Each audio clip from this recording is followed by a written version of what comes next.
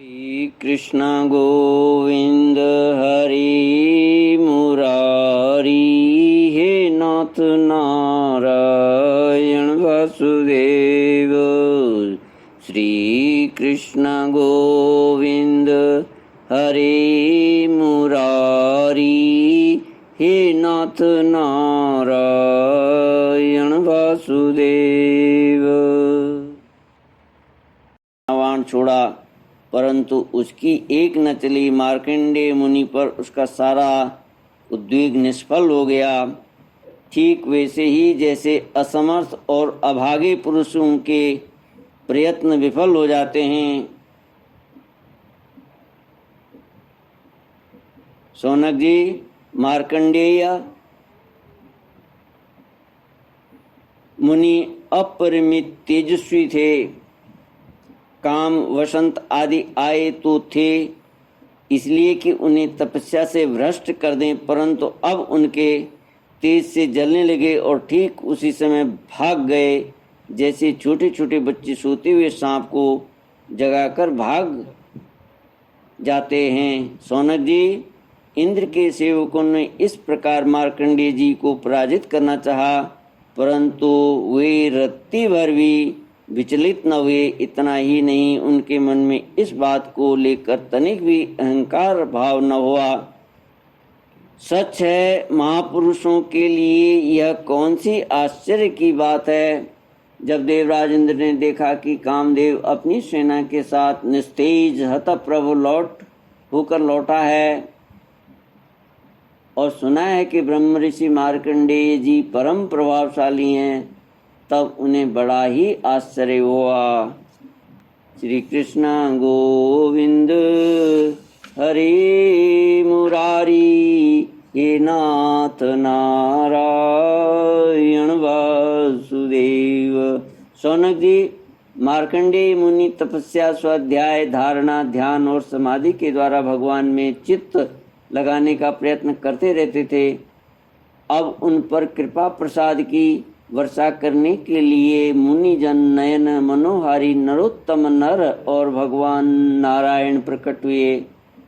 उन दोनों में एक का शरीर गौरवर्ण था और दूसरे का श्याम। दोनों के ही नेत्र तुरंत के खिले हुए कमल के समान कोमल और विशाल थे। चार चार भुजाएं थी। एक मृग चर्म पहने हुए थे तो दूसरे वृक्ष की छाल हाथ में कुश लिए हुए थे और गले में तीन तीन सूत के यज्ञोपवीत शोभायमान थे।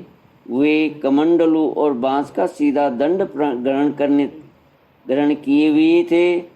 कमल गट्टे की माला और जीवों को हटाने के लिए वस्त्र की कूंची भी रखे हुए थे।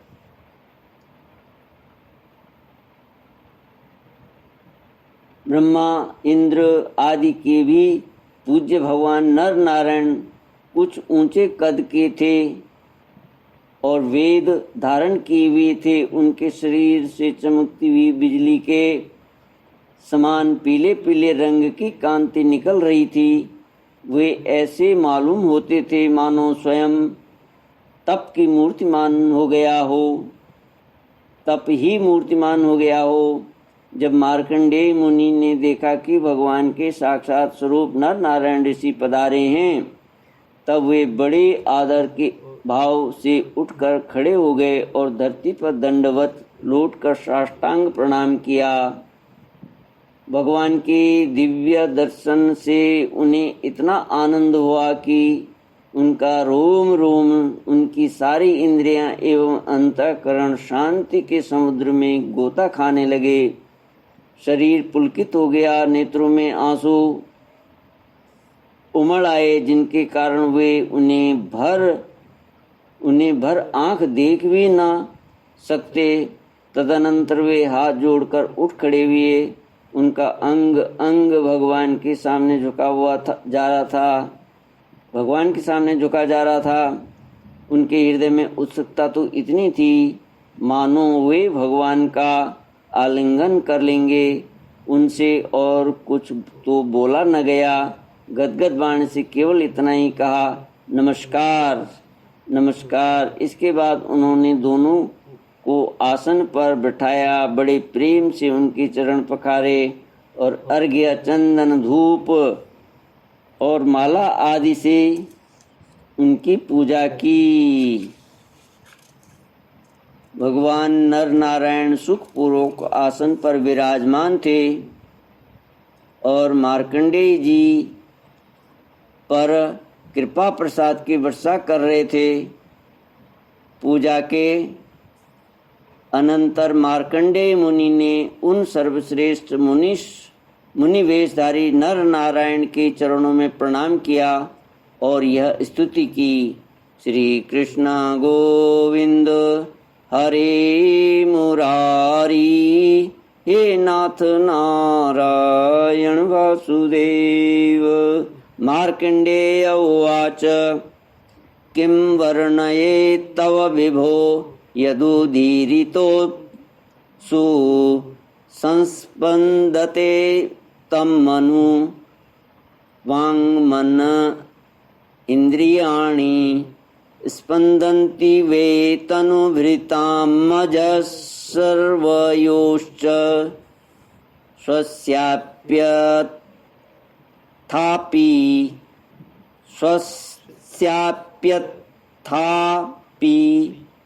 भजतामसि भावबन्धु। मार्कंडेय मुनि जी ने कहा, भगवान, मैं अल्पज्ञ जीव भला आपकी अनंत महिमा का कैसे वर्णन करूं।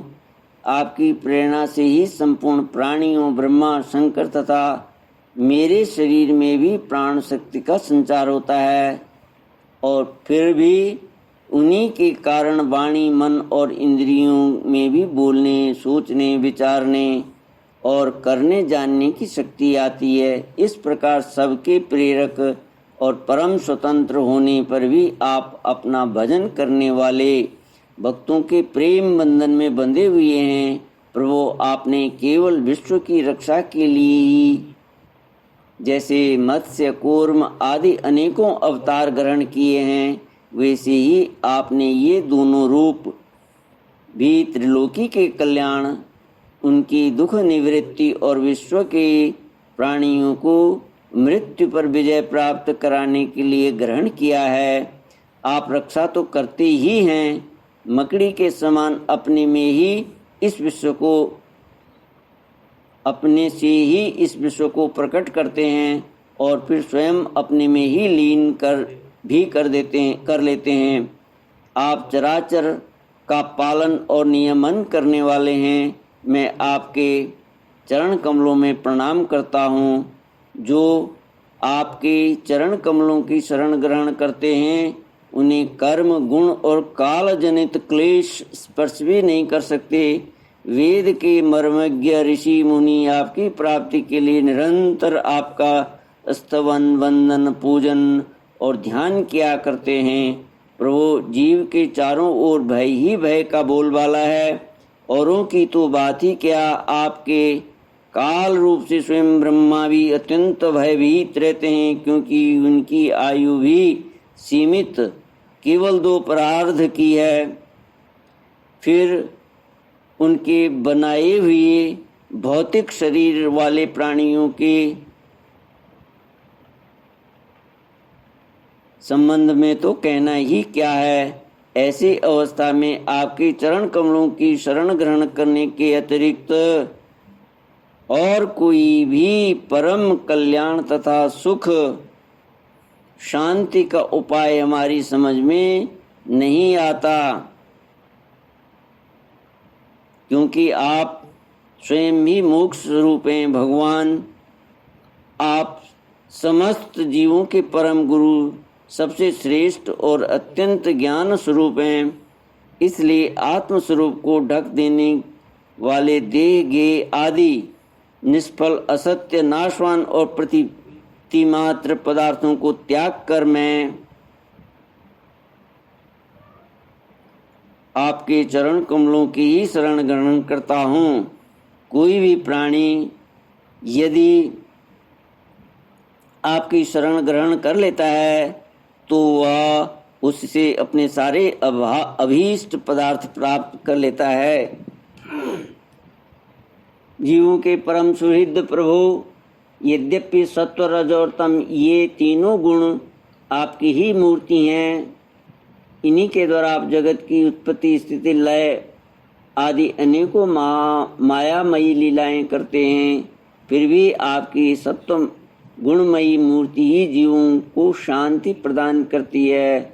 रजोगुणी और तमोगुणी मूर्तियों से जीवों को शांति नहीं मिल सकती, उनसे तो दुख मोह और भय की वृद्धि ही होती है। भगवान, इसीलिए बुद्धिमान पुरुष आपकी और आपके भक्तों की परम प्रिय एवं शुद्ध मूर्ति नर नारायण की ही उपासना करते हैं। 5 रात्र सिद्धांत के अनुयायी विशुद्ध सत्व को ही अपना श्री विग्रह मानते हैं। उसी की उपासना से आपके नित्य धाम और वैकुंठ की प्राप्ति होती है। उस धाम की यह विलक्षणता है कि वह लोक होने पर भी सर्वथा भय रहित और भोग युक्त होने पर भी आत्मानंद से परिपूर्ण है। वे रजोगुण और तमोगुण को आपकी मूर्ति स्वीकार नहीं करते। वे रजोगुण और तमोगुण को आपकी मूर्ति स्वीकार नहीं करते। भगवान, आप अंतर्यामी, सर्वव्यापक, सर्वस्वरूप, जगत गुरु, परमाराध्य और शुद्ध स्वरूप हैं। समस्त लौकिक और वैदिक वाणी आपकी अधीन है। आप ही वेद मार्ग के प्रवर्तक हैं। मैं आपके इस युगल स्वरूप नरोत्तम नर और ऋषिवर नारायण को नमस्कार करता हूँ। आप यद्यपि प्रत्येक जीव की इंद्रियों तथा उसके विषयों में, प्राणों में तथा हृदय में भी विद्यमान है, तो भी आपकी माया से जीव की बुद्धि इतनी मोहित हो जाती है, ढक जाती है कि वह निष्फल और झूठी इंद्रियों के जाल में फंसकर आपकी झांकी से वंचित हो जाता है। किंतु सारे जगत के गुरु तो आप ही हैं। इसलिए पहले अज्ञानी होने पर भी जब आपकी कृपा से उसे आपके ज्ञान भंडार वेदों की प्राप्ति होती है, तब वह आपके साक्षात दर्शन कर लेता है।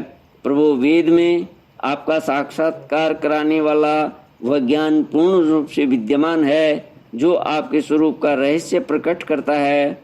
ब्रह्मा आदि बड़े बड़े प्रतिभाशाली मनीषी उसे प्राप्त करने का यत्न करते रहने पर भी मोह में पड़ जाते हैं। आप भी ऐसे लीला विहारी हैं कि विभिन्न मत वाले आपके संबंध में जैसा सोचते विचारते हैं, वैसा ही शील स्वभाव और रूप ग्रहण करके आप उनके सामने प्रकट हो जाते हैं। वास्तव में आप देह आदि समस्त उपाधियों में छिपे हुए विशुद्ध विज्ञान घन ही हैं। हे पुरुषोत्तम, मैं आपकी वंदना करता हूँ। श्री कृष्ण गोविंद हरे मुरारी, हे नाथ नारायण वासुदेव। इति श्रीमद्भागवते महापुराणे पारमहंस्यां संहितायां 12 स्कन्धे 8मोऽध्यायः। ॐ पूर्णमिदं पूर्णात् पूर्णमुदच्यते पूर्णस्य पूर्णमादाय पूर्णमेवावशिष्यते। ओम शांति शांति शांति। हरि ओम। श्री गुरुभ्यो नमः। हरि